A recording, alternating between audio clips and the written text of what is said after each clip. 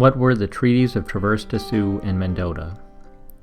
In 1851, the four Dakota bands signed an agreement with the United States government ceding their lands west of the Mississippi River in exchange for a reservation along the Minnesota River and annual payments.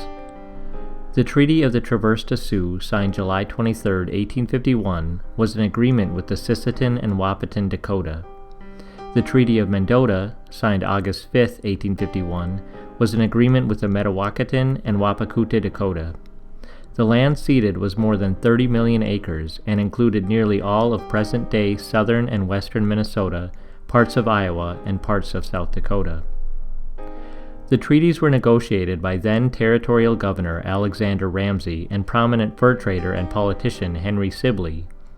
The acting commissioner was Luke Lee. It was argued by Ramsey and Sibley that the beautiful and lush western lands were being underutilized and were of no use to the Dakota. Settlement in the region was growing, and Ramsey and Sibley were anxious to open the lands to settlers that would plow and till the soil. They further argued that the Dakota would benefit from a much smaller territory where they would be closer with the other members of their nation. For the Dakota, survival had become difficult as their hunting grounds were depleted through many years of fur trading. The promise of annual payments was attractive to the Dakota, many of whom were starving, as a way to gain the resources they needed to survive. The Dakota chiefs were reluctant to sell their land, but felt as if they had little choice. If they had not agreed to sell, they might have lost their land and been left with nothing.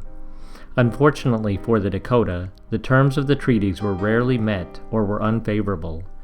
Avarice traders often inflated their claims and found ways to obtain the money promised to the Dakota.